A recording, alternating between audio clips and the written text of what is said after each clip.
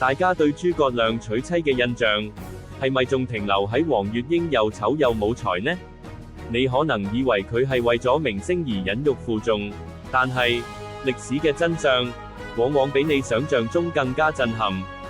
孔明嘅婚姻根本唔係簡單嘅愛情故事，而係一場精心策劃嘅政治同家族戰略大局。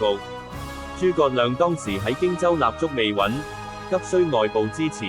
黃月英父親黃承賢係當地名士，佢背後龐大嘅家族網絡，包括蔡畝、蒯越等，都係荊州頂級權貴。娶黃月英，諸葛亮即刻獲得荊州最核心嘅政治同軍事資源，呢個係佢日後成就霸業嘅關鍵戰略考量。除咗家族勢力，黃月英本人嘅智慧同科學才能都唔可以睇小。